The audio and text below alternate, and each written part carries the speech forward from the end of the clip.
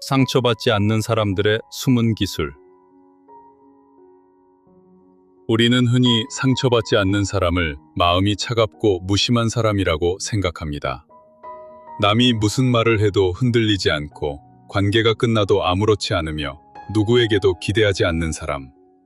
그래서 상처를 피하려면 마음을 닫아야 한다고 믿습니다. 하지만 마음을 닫으면 아픔만 들어오지 않는 것이 아닙니다. 기쁨과 사랑도 함께 들어오지 못합니다. 진짜로 상처받지 않는 사람은 아무것도 느끼지 않는 사람이 아닙니다. 그들도 무시당하면 아프고 믿었던 사람에게 실망하면 흔들립니다. 다만 상처를 자기 존재의 결론으로 만들지 않습니다. 누군가 자신을 무시했다고 해서 자신을 가치 없는 사람으로 규정하지 않고 한 번 버림받았다고 해서 모든 사람이 자신을 떠날 것이라 믿지 않습니다. 상처는 느끼지만 상처가 만든 이야기에 끌려가지는 않습니다. 오늘은 왜 어떤 사람은 작은 말에도 오래 무너지지만 어떤 사람은 큰 배신을 겪고도 다시 일어서는지, 그리고 아픔 속에서도 자신을 잃지 않는 사람들은 무엇을 다르게 하는지 이야기해 보겠습니다. 1. 사람을 무너뜨리는 것은 사건보다 해석이다. 누군가 당신에게 말합니다. 그것도 제대로 못해? 말은 몇 초 만에 끝납니다. 그러나 마음속에서는 다른 이야기가 시작됩니다. 역시 나는 부족한 사람인가? 사람들은 나를 무능하다고 생각하는가? 아무리 노력해도 인정받지 못하는가? 당신을 오래 괴롭히는 것은 상대의 한마디보다 그 말에 붙인 의미일 수 있습니다. 사람은 현실에만 반응하지 않습니다. 자신이 현실을 어떻게 해석했는지에 반응합니다. 상처받지 않는 사람은 감정이 올라오는 순간 그 감정을 곧바로 사실로 확정하지 않습니다. 내가 지금 아픈 것은 사실이다. 그러나 내가 생각하는 이유까지 모두 사실인 것은 아닐 수 있다. 나는 무시당했다고 느낄 수 있습니다. 하지만 상대가 실제로 나를 무시했는지는 조금 더 살펴보아야 합니다. 나는 버림받았다고 느낄 수 있습니다. 하지만 한 사람의 선택이 내 존재의 가치를 결정하지는 않습니다. 감정은 진짜입니다. 그러나 감정이 만든 모든 이야기가 진실인 것은 아닙니다. 2. 지금의 상처는 오래된 상처를 깨우기도 한다. 칼 융은 인간의 마음속에 의식적인 자아뿐 아니라 억눌리고 외면된 그림자가 존재한다고 보았습니다. 우리는 현재의 사건 때문에 아프다고 생각하지만 때로는 현재가 건드린 과거 때문에 더 크게 흔들립니다. 어린 시절 인정받지 못했던 사람은 작은 지적에도 자신 전체가 부정당한 것처럼 느낄 수 있습니다. 사랑을 얻기 위해 늘 착해야 했던 사람은 누군가 실망한 표정만 보여도 과도한 죄책감을 느낄 수 있습니다. 버림받은 경험이 있는 사람은 짧은 침묵도 이별의 신호처럼 받아들일 수 있습니다. 지금 일어난 일은 작아도 그 일이 열어젖힌 기억은 클 수 있습니다.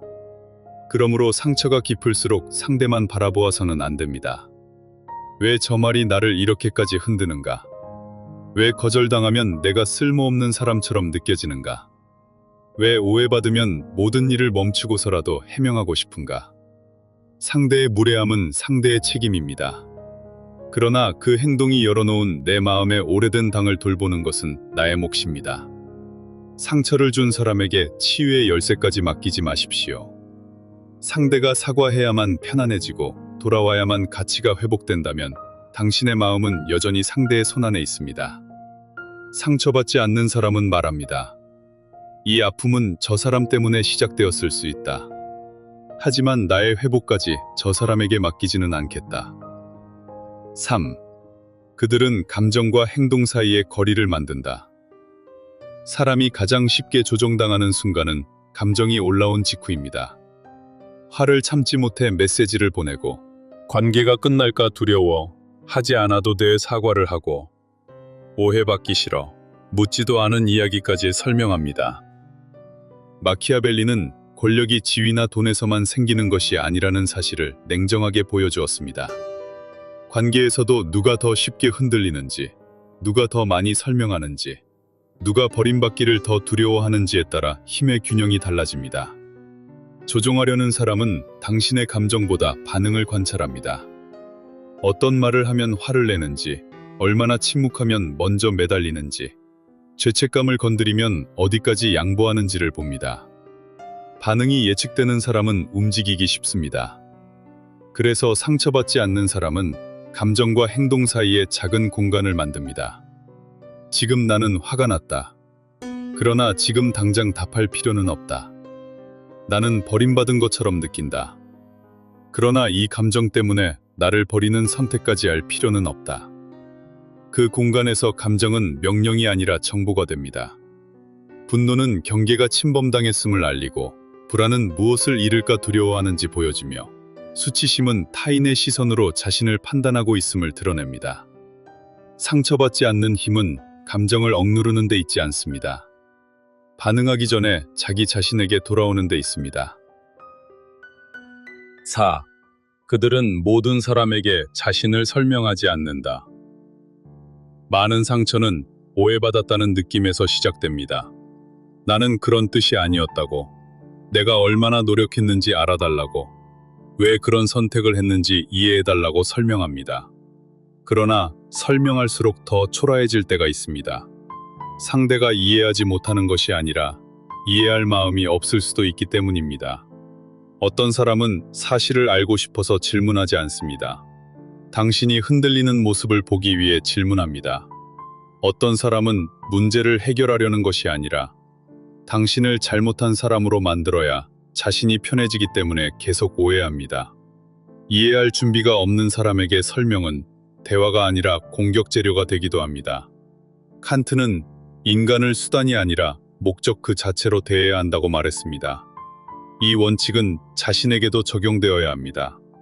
당신은 누군가의 승인을 얻기 위한 도구가 아닙니다. 모든 사람이 당신을 이해해야 당신의 진실이 유지되는 것도 아닙니다. 실수했다면 설명하고, 상처를 주었다면 사과하며, 소중한 관계의 오해라면 대화해야 합니다. 그러나 자신을 존중하지 않는 사람 앞에서 존재 전체를 변호할 필요는 없습니다.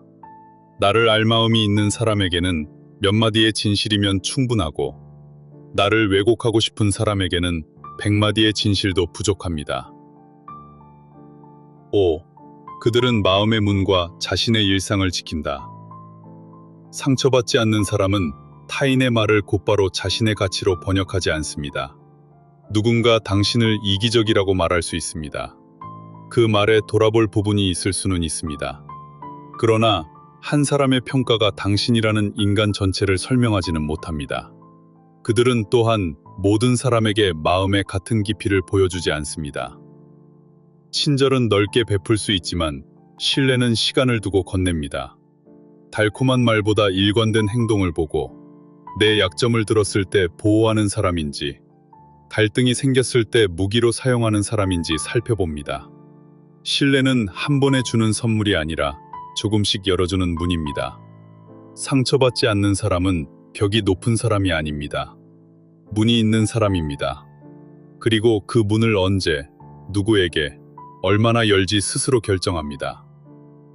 그들은 혼자 있는 시간도 견딥니다. 키르케고르는 인간이 군중 속에 숨지 않고 자기 자신 앞에 홀로 서는 일을 중요하게 보았습니다. 혼자를 견디지 못하면 떠나야 할 관계에서도 떠나지 못합니다. 무시당하면서 붙잡고, 이용당하면서 이해하며, 거절해야 할 때도 웃습니다. 그러나 혼자 있을 수 있는 사람은 관계에 매달리는 대신 함께할 사람을 선택할 수 있습니다. 상처를 받은 뒤에도 그들은 일상을 완전히 넘겨주지 않습니다. 밥을 먹고, 잠을 자고, 해야 할 일을 하며 자신과의 약속을 지킵니다. 니체가 말한 자기 극복은 언제나 거창한 승리만을 뜻하지 않습니다. 아픈 마음을 품고도 오늘 해야 할 일을 끝내는 것, 상처가 내 하루 전체를 소유하지 못하게 하는 것도 자기 극복입니다. 6. 상처받지 않으려다 마음을 잃지 마라. 상처받지 않는 것과 아무것도 느끼지 않는 것은 다릅니다. 경계를 세우는 것과 마음을 완전히 닫는 것도 다릅니다. 상처가 반복되면 사람은 말합니다. 이제 누구도 믿지 않을 거야. 기대하지 않으면 실망할 일도 없어. 혼자가 제일 편해. 처음에는 강해진 것처럼 느껴집니다. 그러나 그 단단함이 상처 위에 세운 갑옷이라면 시간이 지날수록 무거워집니다. 진심으로 다가오는 사람까지 의심하고 사랑받으면서도 버림받을 준비를 하며 상대가 떠나기 전에 먼저 멀어집니다. 이것은 회복이 아니라 마비입니다.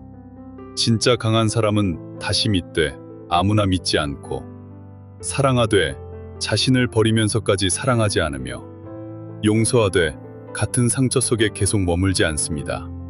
필요한 것은 얼음처럼 굳은 마음이 아니라 상처를 겪고도 다시 제자리로 돌아오는 마음입니다. 7. 상처에 끌려가지 않기 위한 5가지 기술. 첫째, 감정이 강할 때 결론을 늦추십시오.